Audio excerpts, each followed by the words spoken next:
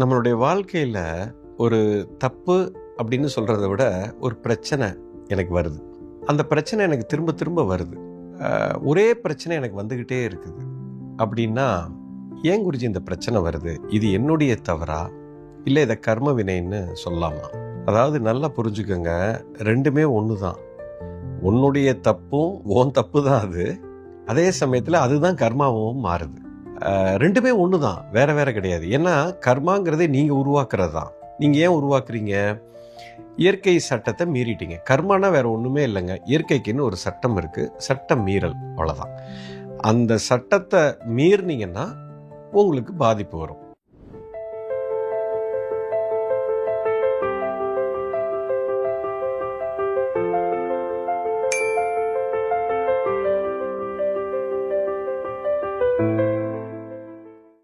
அந்த சட்ட மீறலை பண்ண அடுத்த செகண்ட் உங்கள் மேலே எஃப்ஐஆர் போட்டுருவோம், உங்களுக்கு அஃபெக்ட் ஆகும்.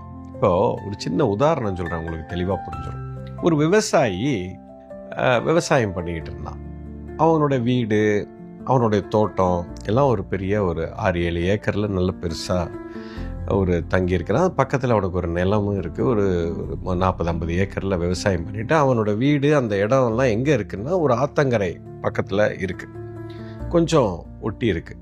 அப்போ அந்த இடத்துல போய் நீ வீடை கட்டாத அப்படின்னு சொல்லி அவங்க ஊர்க்காரங்கெல்லாம் சொன்னாங்க. இது உனக்கு பாதிப்பை கொடுக்கும். இல்லை எனக்கு அந்த இது ரொம்ப பிடிச்சிருக்கு, நான் அங்கே தான் நான் கட்டுவேன் அப்படின்னு சொல்லி அவர் அங்கே இருக்கார்.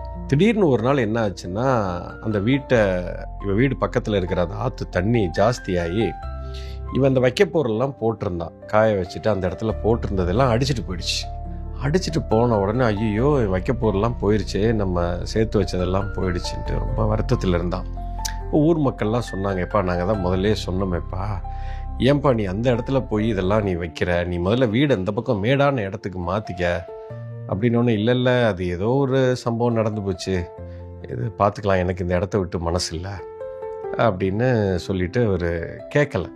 அதுக்கப்புறம் கொஞ்சம் ஒரு வருஷம் 2 வருஷம் 3 வருஷம் போய் திடீர்னு ஏதோ ஒரு பக்கத்து ஊரில் தாண்டி ஒரு ஆறு ஓடுற ஒரு ஊரில் மழை ரொம்ப அதிகமாகி வெள்ளம் வர்ற அளவுக்கு ஆயிட்டு என்ன ஆயிடுச்சுன்னா, இந்த இடத்துல தண்ணி ரொம்ப ஓவராக வந்ததுனால இவர் மாடெல்லாம் கட்டி வச்சுருந்தார். போன வாட்டி வைக்கப்போர் போச்சு, இந்த வாட்டி ஒரு 2 மாடையே அடிச்சுட்டு போயிடுச்சு. இவர் ரொம்ப நொந்துட்டார். ஐயோ என்ன இப்படி ஆகிப்போச்சு, என் மாடு புறம் போயிடுச்சேன்ட்டு உட்காந்து அழுதுகிட்டு இருந்தார். எப்பா இதைத்தானப்பா நாங்கள் அப்போவே சொன்னோம், நீ கேட்கல, நீ மறுபடியும் சொல்கிற, நீ அந்த இடத்த விட்டு வெளில வரமாட்டேங்கிற அப்படின்னு சொன்ன உடனே இவருக்கு அந்த இடத்த விட்டு போகிறதுக்கு அவருக்கு மனசே வரமாட்டேங்குது. அதனால் மறுபடியும் அங்கேயே தான் இருக்கிறாரு. சரி போயிடலான்னு சொல்கிறாரு. ஆனால் அவர் ஆள் மனசில் சரி கொஞ்சம் நாள் கழித்து போவோம், அப்புறம் போவோம்னாரு. இது நடந்து, இந்த சம்பவம் நடந்து இன்னொரு 4 வருஷம் கழித்து பெரிய வெள்ளம் வந்தது. பெரிய வெள்ளம் வந்ததில் அவருக்கு ஒரு 4 குழந்தைங்க. அதில் ஒரு குழந்தை அந்த பக்கம் விளையாடிக்கிட்டு இருந்த குழந்தைய தண்ணி அடிச்சுட்டு போயிடுச்சு. அந்த குழந்தை இறந்தே போச்சு. மனுஷன் உட்கார்ந்து அழுகிறான். அப்படி ஒரு சோகத்தில் நொந்து நூலாகி, இனிமேட்டு இந்த இடத்துல நம்ம வாழவே கூடாது, என் பிள்ளையே போய் நான் இழந்துட்டேன் அப்படின்னு சொல்லி ரொம்ப நொந்து போய் அந்த வீடை உடனே காலி பண்ணிட்டு இப்போ அடுத்த இடத்துக்கு போயிட்டான். இப்போது இந்த கதையில் நீங்கள் நல்லா கவனிச்சிங்கன்னா, இது அவனுடைய குழந்தை இறந்தது, மாடு இறந்தது, அந்த வைக்கப்போர் போனது, இது எல்லாமே அவனுடைய கர்மா தான். இது கர்மானால தான் போச்சு, இதை யாராலும் காப்பாற்றியிருக்க முடியாது. அப்படி கிடையாது, கர்மானால தான் போயிருக்கு, யாராலையும் காப்பாற்ற முடியாதுல்ல. அந்த மனுஷன் நினச்சிருந்தா காப்பாற்றிருக்கலாம். இப்போ அந்த இடத்த காலி பண்ணி வந்துட்டாரு. இப்போ 4 குழந்தையில ஒரு குழந்தை இறந்துருச்சு. மீதி இருக்கிற 3 குழந்தை தண்ணி அடித்து சாகிறதுக்கு வாய்ப்பே இல்லை.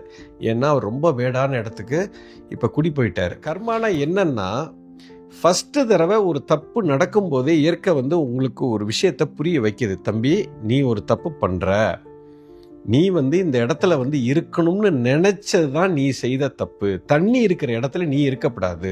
பிரபஞ்சத்தில் அதோட அலைன் ஆகி இருக்குது. அந்த இடத்துல அதுதான் இருக்கும். ஆற்றுல கொண்டு போய் நான் வீடை கட்டக்கூடாது, அது ஓரத்தில் இருக்கக்கூடாதுங்கிறது ஒரு இயற்கை விதி. ஸோ நீ இந்த விதியை நீ மாறணும். நீ அப்படி நினைச்சது தான் உன்னுடைய கர்மா. சரி நினைச்சிட்ட, வைக்க போற, நான் தூக்குனேன், அப்போது உனக்கு புரிஞ்சிருக்கணும். மறுபடியும் நான் அதே இடத்துல இருப்பேன்னு நினைக்கிறீங்க பார்த்தீங்களா, அதுதான் உன்னுடைய கர்மா. மறுபடியும் அந்த கர்மா வேலை செய்யுது. அந்த தப்புக்காக மறுபடியும் உங்க மாடை தூக்குச்சு. சரி, அப்பவாது உங்களுக்கு புரிஞ்சிருக்கணும், திரும்பவும் நான் அங்கதான் இருப்பேன்னு நீங்க நினைச்சீங்க பார்த்தீங்களா, இதுதான் உங்களோட கர்மா. நீங்க அந்த கர்மாவை செஞ்சதுனாலதான் மறுபடியும் உங்க குழந்தைய தூக்குது. இப்ப என் குழந்தை இறந்தது என் கர்மாவா? உன் கர்மா தான். அதுக்கு நான் தான் காரணமா? ஆமா, நீ தான் காரணம். ரெண்டுமே ஒண்ணுதான். அதனாலதான் அந்த காலத்துல என்ன சொல்லுவாங்க, நல்ல மாட்டுக்கு ஒரு சூடும்பாங்க. நல்லா புரிஞ்சுக்கணும், நல்ல மாட்டுக்கு ஒரு சூடு. அதாவது ஒரு தடவை உங்களுக்கு சூடு பட்டா அதை திருந்திட்டீங்கன்னா நீங்க நல்ல மாடுன்னு அர்த்தம். இதான் அர்த்தம். ஏன்னா இப்ப எனக்கு தெரியல, தெரியாம நம்ம பண்றோம், ஒரு தப்பு பண்றோம், எனக்கு ஒரு அடி விழுது. அந்த அடி விழுந்த உடனே அதை வச்சு நான் புரிந்து கொள்ள வேண்டும். ஓஹோ, நான் எப்பவோ செய்த அந்த ஒரு கர்ம வினையினால எனக்கு கடவுள் இந்த பாதிப்பை கொடுத்திருக்கிறார். இது பாதிப்பு இல்லை, என்னை புரிய வைப்பதற்காக இயற்கை ஏற்படுத்தக்கூடிய ஒரு சம்பவம். இது பாதிப்பு கிடையாது. நல்லா புரிஞ்சுக்கணும். எதுவுமே பிரச்சனையே கிடையாது நமக்கு லைஃப்ல நடக்கிறது எல்லாமே சிச்சுவேஷன் தான். இன்னைக்கு ஒரு சிச்சுவேஷன் ஒன்று நடக்குதுன்னா அதுக்கு ஒரு காரணம் இருக்கும். அந்த சிச்சுவேஷன் என்னை தடைப்படுதுன்னா அந்த தடைக்கான காரணம் என்னங்கிறத நீ பாரு அப்படின்னு அந்த பிரபஞ்சம் நம்மகிட்ட சொல்லுது. அதை புரிஞ்சுக்கிட்டு அதுக்குண்டான காரணத்தை நான் செய்யாம விட்டுட்டேன்னா அடுத்த தடவை எனக்கு அது நடக்காது. இப்ப நான் நல்ல மாடா திருந்திட்டேன், அப்ப என் கர்மாலேருந்து நான் வெளியில வந்துட்டேன். அவ்வளவுதாங்க மேட்டர். கர்மாங்கிறது வேற ஒன்றும் இல்லை, ரொம்ப சிம்பிள். இயற்கை சட்ட மீறல். இயற்கைக்குன்னு ஒரு சட்டம் இருக்கு, அதை மீறும் போது எனக்கு ஒரு பிரச்சனை வரும். இப்ப நம்ம சமுதாயத்துக்குன்னு ஒரு சட்டம் வச்சிருக்கோம். உதாரணத்துக்கு இப்ப டிராஃபிக் லாஸ்ன்னு ஒன்று இருக்கு. ரோட்ல இந்தியாவில் கார் ஓட்டணும்னா லெஃப்ட் சைடில் ஓட்டணுங்கிறது நம்ம போட்டிருக்கிற சட்டம், நமக்குள்ள வச்சிருக்கிற சட்டம். இப்போ நான் லெஃப்ட்ல போகாம நான் ரைட்ல போனேன்னா எனக்கு ஆக்சிடென்ட் ஆகும். இல்லைன்னா போலீஸ் என்னை பிடிச்சி கேஸ் ஃபைல் பண்ணி உள்ள தூக்கி போடுவான். இப்போ இதை அடிப்பட்ட உடனே எனக்கு புரியணும், எதுக்குடா என்னைய ஆக்சிடென்ட் ஆச்சு, ஏன் என்னை தூக்கி உள்ள வைக்கிறாங்க அப்படிங்கிற அந்த கேள்வியை கேட்கணும். அந்த கேள்வியை கேட்டால் எனக்கு பதில் கிடைச்சிரும். ஓஹோ, நான் தப்பா வந்தேன், அது என்னுடைய கர்மா, அதனுடைய பலனை நான் அனுபவிப்பேன். இப்போ அடுத்த தடவை நான் லெஃப்ட்ல போனேன்னா எனக்கு இந்த பிரச்சனை வராது. It is as simple as this. எப்படி ஒரு சமுதாயத்தில் இருக்கக்கூடிய இந்த வாகன சட்டத்தை மீறும் பொழுது அதுக்கு ஒரு எஃப்ஐஆரோ ஒரு கேஸ் ஃபைல் பண்ணி எனக்கு தண்டனை கிடைக்குதோ, இயற்கை சட்டத்தை நான் மீறும் போது எனக்கு கிடைக்கும் தண்டனை, அந்த தண்டனைக்கு காரணமா இருப்பது கர்மான்னு சொல்றோம். இவ்வளவுதாங்க மேட்டர். ஸோ தெளிவா புரிஞ்சுக்கங்க. உங்களுக்கு பிரச்சனைன்னு வருதுன்னா கடவுள் உங்க கூட இருக்காருன்னு அர்த்தம், கடவுள் வேலை செய்யறாருன்னு அர்த்தம், அல்லது என்ன வேணா பேர் வச்சுக்கலாம், அந்த சக்தி வேலை பார்க்குதுன்னு அர்த்தம். அதை நீங்க சரி பண்ணிக்கணும். அதை கவனமா கூர்ந்து கவனிச்சு இதில் நான் எங்க தப்பு பண்ணியிருக்கேன்னு உட்கார்ந்து சிந்திக்கணும். அடுத்தவங்க மேல பழிய போட்டுட்டே நீங்க போனீங்கன்னா நம்ம முட்டாளாயிடும், கோமாளி ஆயிடும். ஏன்னா மறுபடியும் அதே தப்பு பண்ணுவோம், மறுபடியும் எனக்கு அடி விழுந்துக்கிட்டே இருக்கும், நம்ம கெட்ட மாடா மாறிடுவோம். ஸோ நல்ல மாடா நம்ம இருக்கணும். ஒரு தடவை அடிபடலாம், தப்பே இல்லை, அனுபவிச்சு தான் கற்றுக்கணும், தப்பு இல்லை. You understand? ஸோ கர்மாவும் நான் தான் செய்கிறேன், அதுக்கு நான் தான் காரணம், கடவுள் காரணம் இல்லை. அவர் விதியை மட்டும்தான் போட்டிருக்காரு. எப்படி டிராஃபிக் விதி இருக்கோ அவர் விதியை போட்டுட்டு அவர் ஓரமாக போய் உட்காந்துக்கிட்டார். எல்லாத்துக்கும் நம்ம தான் காரணம்.